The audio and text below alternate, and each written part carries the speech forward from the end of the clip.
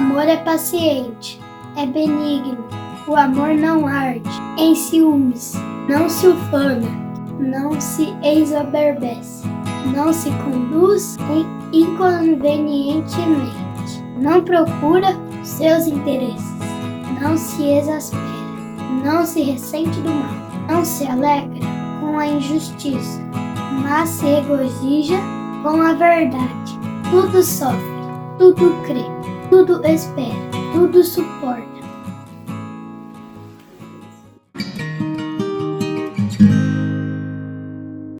Oi gente, eu sou a Karina, seja muito bem-vindo neste canal. O propósito deste canal é ser literalmente um canal de bênção para você, tá bom? Hoje eu vim aqui falar um pouquinho sobre o verdadeiro amor. Porque antes de eu ser mãe, eu tinha um conceito sobre o amor. Eu pensava que o amor era só coisas boas, né? Era só o dar presentes, elogiar. E eu também pensava que o amor era algo recíproco. Ou seja, eu só amo se eu também for amada. Eu só dou se eu também receber. Eu só elogio se eu for elogiada. Mas depois que os meus filhos vieram na minha vida, eu me tornei mãe, eu percebi que não é bem assim. O verdadeiro amor, ele é muito mais dar do que receber. E algo muito curioso é que quando Deus ele quer nos revelar a maneira que ele nos ama, ele usa o exemplo de uma mãe, de o amor de uma mãe para com o seu filho. Porque a Bíblia diz assim, lá em Isaías 49:15, acaso pode uma mulher se esquecer do filho que ainda mama, de sorte que ela não se compadeça do filho do seu ventre? Mas ainda que esta mãe viesse a se esquecer dele, do seu filho, eu, todavia, não me esquecerei de ti. Sabe o que é mais interessante? É que Deus ele não usa o exemplo de qualquer mãe neste versículo. Ele fala especificamente de uma mãe que está amamentando, que está vivendo a fase da amamentação. Ele compara o amor dele com o amor desse tipo de mãe. E se a gente parar bem para pensar sobre isso, existem sim alguns motivos pelos quais Deus usou especificamente a mãe que amamenta para dar o exemplo do quanto ele nos ama. Este versículo inicia com uma pergunta de Deus. Pode uma mãe se esquecer do filho que ainda mama? Bom, eu vivi essa fase da amamentação 2 vezes. Eu amamentei os meus 2 filhos. Então, por experiência própria, eu posso responder essa pergunta de Deus. Não. Não tem como uma mãe se esquecer do filho que ainda mama. Sabe por quê? Porque mesmo que ela queira se esquecer, o peito dela, os seios dela não vai deixar. Porque de tempos em tempos, né, o corpo começa a produzir o leite e se a mãe não amamentar, ela vai sentir dor, vai ter algum desconforto ali, automaticamente ela vai se lembrar do filho. Peraí, eu preciso amamentá-lo, né? E então, Deus ele fala especificamente sobre isso. Pode uma mãe se esquecer do seu filho, né, que ainda mama. Mas ainda que mesmo assim, nessas condições que eu disse aqui, se acontecer de a mãe se esquecer, eu, diz o Senhor, todavia, não me esquecerei de você. Que lindo, né? E o segundo motivo pelo qual eu acredito que Deus escolheu o amor da mãe nessa fase de amamentação é porque essa fase em específica é um período em que a mãe, ela se entrega de uma maneira muito intensa. Ela dá tudo de si nesse período, sabe? Ela deixa de viver a vida dela, literalmente, para viver única e exclusivamente para o seu filho. Neste período, a mãe faz muitas renúncias. Ela deixa o seu emprego, deixa de, muitas vezes, crescer profissionalmente para se dedicar ali na maternidade. Deixa muitas vezes de se alimentar muito bem, né? Não se alimenta muito bem. Não dorme direito, não descansa. A vaidade também, às vezes, acaba ficando de lado, muitas vezes, né?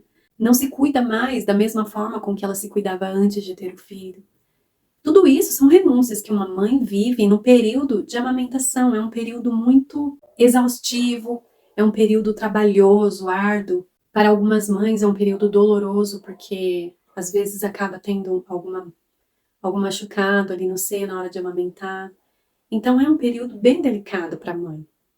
E esses dias eu estava pensando sobre isso.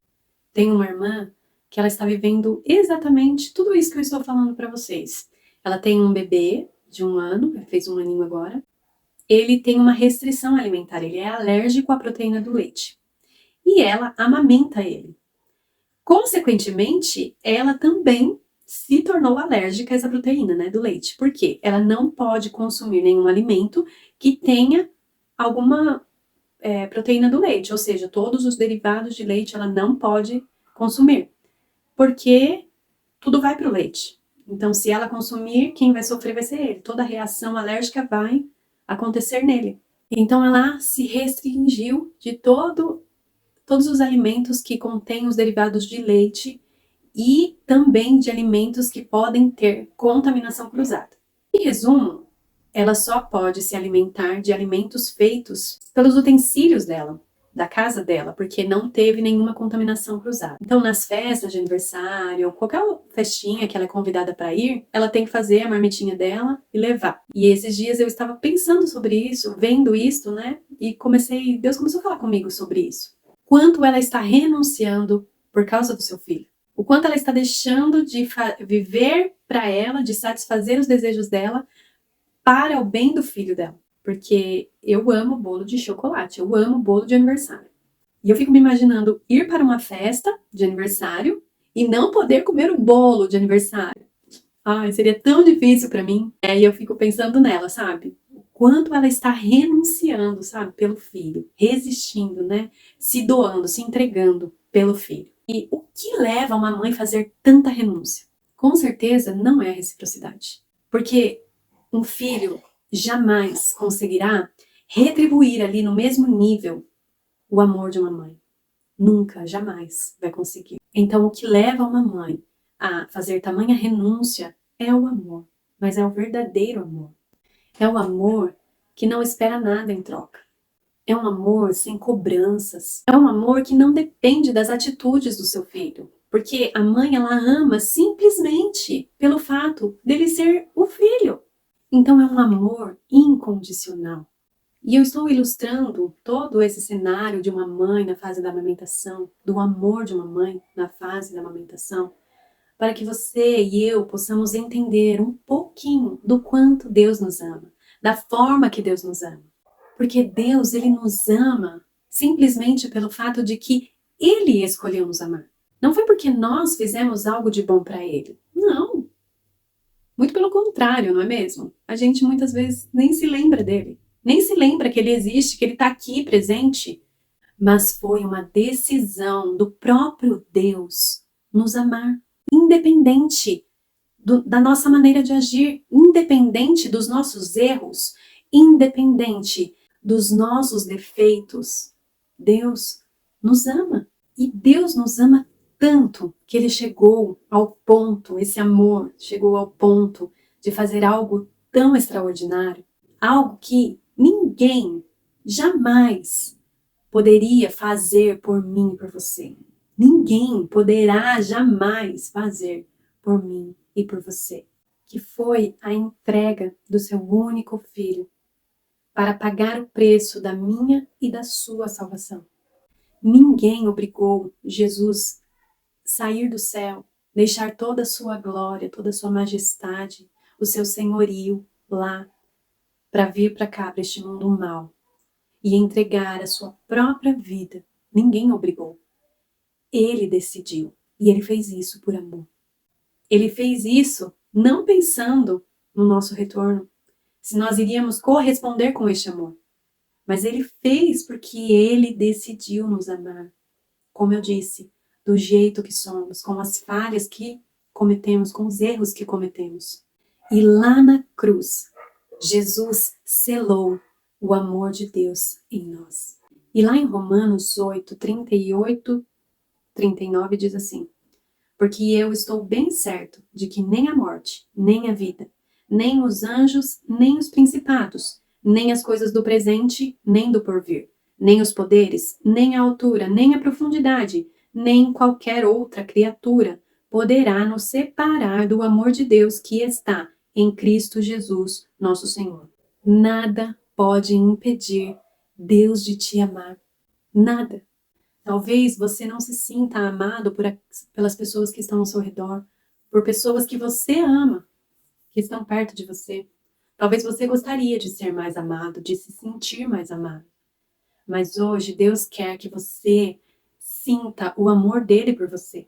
Ainda que todos ao seu redor não te amem, ainda que todos ao seu redor te abandonem, te julguem, te condenem, mas Deus, ele te ama acima de qualquer circunstância, acima de qualquer situação. Não importa como você tem andado, não importa o que você tem feito até hoje da sua vida, Deus te ama. Ele entregou o Filho dele para morrer por você também. E a Bíblia diz ainda em Romanos 8,32, aquele que não poupou o seu próprio Filho, antes por todos nós o entregou.